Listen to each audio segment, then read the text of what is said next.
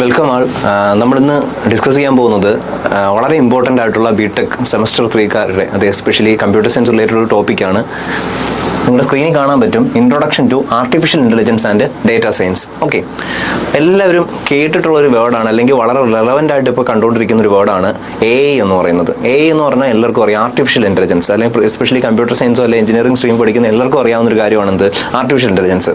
അപ്പം ആർട്ടിഫിഷ്യൽ ഇൻ്റലിജൻസും data science എന്ന് പറഞ്ഞു കഴിഞ്ഞാൽ വളരെയധികം ഗ്രോത്ത് ഉണ്ടായിക്കൊണ്ടിരിക്കുന്ന രണ്ട് കോഴ്സുകളാണ്. ഗ്രോത്ത് എന്ന് പറഞ്ഞു കഴിഞ്ഞാൽ റാപ്പിഡായിട്ടുള്ള ഗ്രോത്ത് ഉണ്ട്, വളരെ റാപ്പിഡായിട്ടുള്ള ഗ്രോത്ത് ഉണ്ടാകുന്നതാണ് എന്ത്, AI അതുപോലെ തന്നെ ഡേറ്റാ സയൻസും.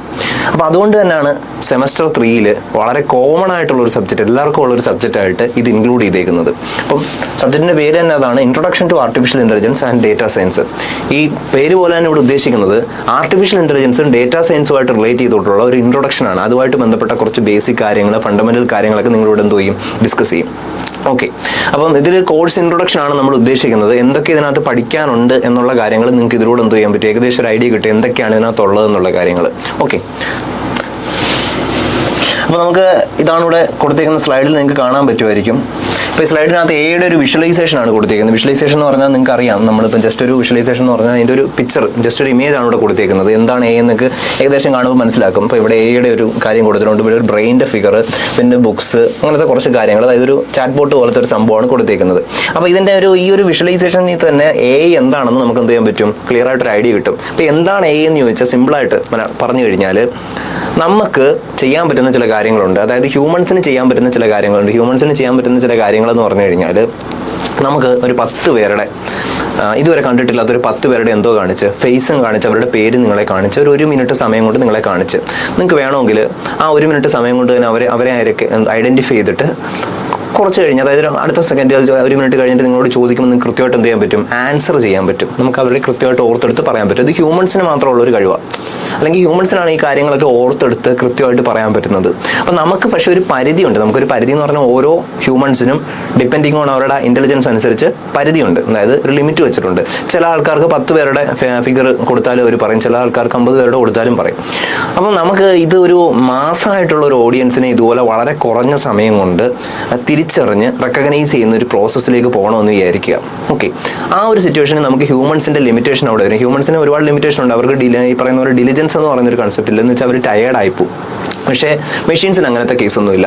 അപ്പോൾ നമുക്ക് എന്താ ചെയ്യുന്നതെന്ന് വെച്ചാൽ മെഷീൻ ഉപയോഗിച്ച് നമുക്ക് എന്ത് ചെയ്യാൻ പറ്റും, ഈ പറയുന്ന പ്രോബ്ലം സോൾവ് ചെയ്യാൻ പറ്റും. അതെങ്ങനെയാണെന്ന് വിചാരിച്ചാൽ അതിനാണ് ആർട്ടിഫിഷ്യൽ ഇൻ്റലിജൻസ്. അതായത് നമ്മൾ ഹ്യൂമൻസ് ചെയ്യുന്ന ഒരു കാര്യം, എന്തൊക്കെയാണ് ഹ്യൂമൻസ് ചെയ്യുന്ന ആ ഒരു ഇൻ്റലിജൻസ് മെഷീനെ ഉപയോഗിച്ച് ചെയ്തു കഴിഞ്ഞാൽ മാക്സിമം പ്രൊഡക്ടിവിറ്റി കൂട്ടാം. അതാണ് AI കൊണ്ട് ഉദ്ദേശിക്കുന്നത്. നമ്മളിപ്പോൾ AI ക്യാമറയുടെ കാര്യം ആലോചിച്ചാൽ മതി. മുമ്പൊരു ട്രാഫിക് പോലീസുകാരൻ ചെയ്തുകൊണ്ടിരുന്ന പരിപാടിയായിരുന്നു, അല്ലെങ്കിൽ ഒരു പ്രോസസ്സായിരുന്നു എന്ത്, ഇപ്പോൾ ആൾക്കാർ പോകുമ്പോൾ അവർ ഹെൽമെറ്റ് ഉണ്ടോ ഇല്ലയോ എന്നൊക്കെ എന്തോ ഇന്ന് ചെക്ക് ചെയ്തുകൊണ്ടിരുന്നു. അവർ നോക്കി കണ്ടുപിടിച്ചുകൊണ്ടിരും. പക്ഷെ അവർക്കൊരു ലിമിറ്റ് ഉണ്ട്. ചിലപ്പോൾ എല്ലാ ആൾക്കാരും റെക്ടിഫൈ ചെയ്യാനൊന്നും പറ്റത്തില്ല.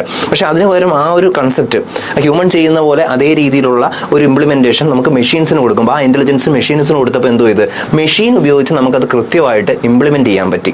ഓക്കെ, അത് തന്നെയാണ് എവിടെ ഉദ്ദേശിക്കുന്നത്, ആർട്ടിഫിഷ്യൽ ഇൻ്റലിജൻസ് ഉദ്ദേശിക്കുന്നത്. കൃത്രിമ ബുദ്ധി എന്നൊക്കെ പറയാം, അല്ലെങ്കിൽ നിർമ്മിത ബുദ്ധി, അതാണ് ആർട്ടിഫിഷ്യൽ ഇൻ്റലിജൻസ്. ഒരുപാട് പേര് AI എന്ന് പറയും, പക്ഷേ എന്താണ് അതുകൊണ്ട് ഉദ്ദേശിക്കുന്നതെന്ന് പലർക്കും അറിയത്തില്ല. അതുകൊണ്ടാണ് ഇത് ഉദ്ദേശിച്ചത്. അപ്പോൾ ഈ ഫിഗർ കാണുമ്പോൾ തന്നെ നിങ്ങൾക്ക് അറിയാം. അപ്പോൾ നമ്മൾ AI ഡെവലപ്പ് ചെയ്യണമെങ്കിൽ അത് ഒറ്റയടിക്ക് സംഭവിക്കുന്ന ഒരു കാര്യമല്ല. ഒരു AI ടൂൾ ഡെവലപ്പ് ചെയ്യണം, അല്ലെങ്കിൽ AI ഡിവൈസ് ഡെവലപ്പ് ചെയ്യണമെന്ന് പറഞ്ഞാൽ അത് വളരെയധികം വലിയൊരു പ്രോസസ്സാണ്. നമ്മൾ അതിന് വേണ്ടി ഡേറ്റാസ് ട്രെയിൻ ചെയ്ത് കൊടുക്കണം. അതാണ് ഇവിടെ ഉദ്ദേശിക്കുന്നത്, ട്രെയിനിങ് ഡേറ്റാസ് ട്രെയിൻ ചെയ്ത് കൊടുക്കുമ്പോഴാണ് നമുക്ക് എന്തോ കിട്ടുന്നത്, മെഷീൻസിന് ഇൻ്റലിജൻസ് കിട്ടുന്നത്. അപ്പം മെഷീനിന് എന്തോ ചെയ്യും, ഇൻ്റലിജൻസ് കിട്ടും. ഹ്യൂമൻ ബ്രെയിൻ പോലെ അത് ആക്ട് ചെയ്യുമ്പോൾ അത് കമ്പ്യൂട്ടറായിട്ട് വർക്ക് ചെയ്യുമ്പോൾ നമ്മൾ ചോദിക്കുന്ന ചോദ്യങ്ങൾ, അല്ലെങ്കിൽ നമ്മൾ കേൾപ്പിക്കുന്ന സോങ്സ്, അതൊക്കെ എന്തോ കൃത്യമായിട്ട് ഡിറ്റക്ട് ചെയ്ത് പറയും. ഇപ്പോൾ നമുക്ക് തന്നെ അറിയാം, ഫേസ് റെക്കഗ്നേഷൻ പോലത്തെ സിസ്റ്റംസ് ഒക്കെ കൊണ്ടുവന്നിട്ടുണ്ട് AI വെച്ചിട്ട്. ഇപ്പോൾ നമ്മൾ കുറച്ച് ആൾക്കാരുടെ ഇപ്പം ക്യാരക്ടർ സ്കെച്ച് കൊടുത്താൽ പോലും എന്തോ ചെയ്യും, AI അത് തിരിച്ച് നമുക്ക് പറഞ്ഞു തരും, അല്ലെങ്കിൽ ഇത് ആരാണ് എന്താണെന്നൊക്കെ എന്തോ കൃത്യമായിട്ട് പറഞ്ഞു തരും. അപ്പോൾ AI ചാറ്റ് ബോട്ടുകൾ ഒരുപാടുണ്ട്. നിങ്ങൾക്കറിയാം, എല്ലാവരും യൂസ് ചെയ്യുന്ന AI ചാറ്റ് ബോട്ടുകളാണ്, അല്ലെങ്കിൽ AI ടൂൾസുകളാണ് ChatGPT, ഗ്രോക്ക്, ജെമിനി, അങ്ങനത്തെ പറയുന്ന ടൂൾസുകൾ ഒരുപാടുണ്ട്. അപ്പോൾ ഇവിടെ എല്ലാം യൂസ് ചെയ്യുന്ന കൺസെപ്റ്റ് എന്ന് പറഞ്ഞാൽ ആർട്ടിഫിഷ്യൽ ഇൻ്റലിജൻസ്. ഒരുപാട് ഡേറ്റാസ് ഒക്കെ ട്രെയിൻ ചെയ്ത് കൊടുത്ത് ഇവരെ ഇത് ട്രെയിൻ ചെയ്ത് പഠിപ്പിച്ചെടുക്കുകയാണ്, മെഷീൻസിനെ പഠിപ്പിച്ചെടുക്കുകയാണ്. അങ്ങനെയാണ് അത് AI ടൂൾസായിട്ട് മാറുന്നത്. ഓക്കെ, അപ്പോൾ നമ്മൾ പുതുതായിട്ടൊരു സ്റ്റുഡൻറ്റിനെ എങ്ങനെയാണോ കാര്യങ്ങളൊക്കെ പറഞ്ഞ് പഠിപ്പിച്ചു കൊടുക്കുന്നത്, അതേ രീതിയിൽ തന്നെ എന്തോ ചെയ്യും, നമ്മൾ മെഷീൻസിനെ ട്രെയിൻ ചെയ്ത് ഡാറ്റാസ് ഒക്കെ കൊടുക്കും. അപ്പോൾ അവർക്കും കുറച്ചുകൂടെ എന്തോ കിട്ടും, ഒരു ഇൻ്റലിജൻസ് കിട്ടും. അതാണ് AI കൊണ്ട് ഉദ്ദേശിക്കുന്നത്. ഓക്കെ, അപ്പോൾ ഏകദേശം കാര്യങ്ങളൊക്കെ നിങ്ങൾക്ക് മനസ്സിലായി കാണും. അപ്പോൾ ഇത് ഒരു വിഷ്വലൈസേഷൻ ആയിട്ട് നിങ്ങൾ കൂട്ടിയാൽ മതി. ഇതിൻ്റെ കാര്യങ്ങളൊക്കെ ജസ്റ്റ് മൊത്തത്തിലൊന്ന് പറയുന്ന ഒരു വിഷ്വലൈസേഷൻ.